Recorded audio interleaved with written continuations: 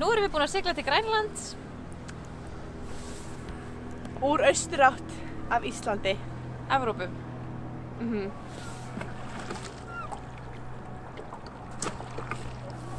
Velkomin í viðtal. Hvað heitið þið? Elva, Sindri og hún heitir Elva. Okay. Og hvar eru við? Við erum í Vatnaskógi. Reyndar eru á vatni. Reyndar. Eru þið spennt fyrir þessum degi? Já. Strákana. Þú hvað? Nei, ekki hvað. Þú hvað?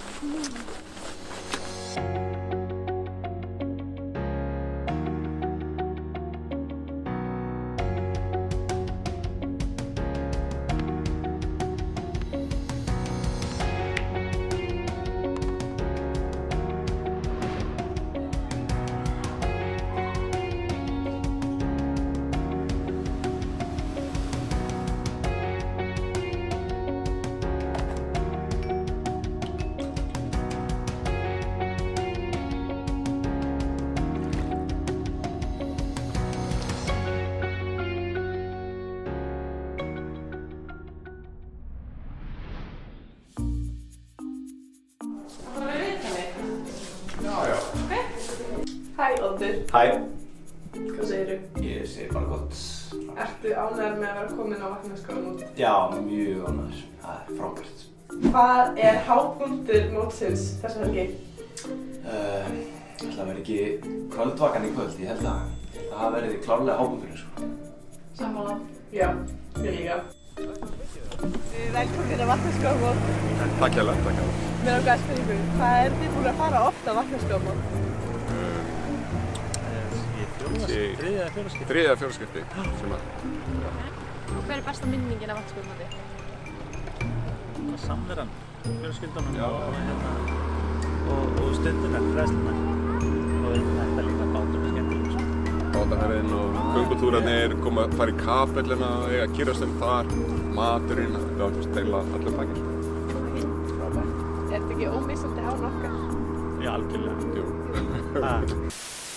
Þetta er bíllinn hans Ómars.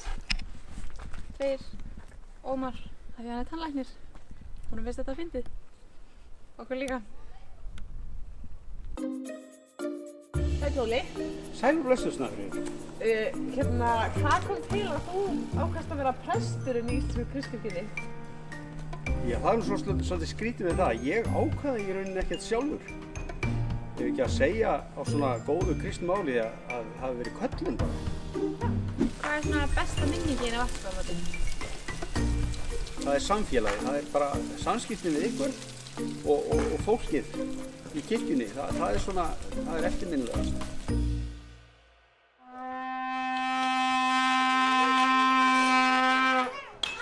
Vonast að byrja!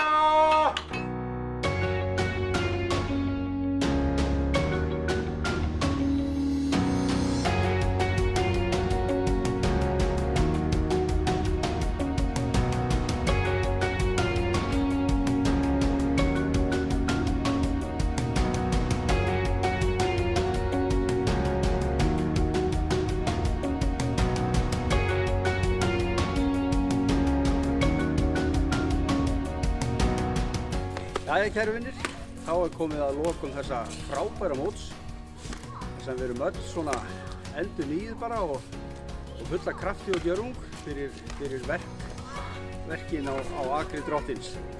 Við bara endum þetta á sama hátt og við byrjuðum. Yfirskrift mótsins var Andinn opinberast í sérhverjum til þess sem gagnlegt er og við sáum það svo sannarlega springa út á þessu móti. Guð blessi þig og gakktu á Guðs vegi á nóttu sem degi.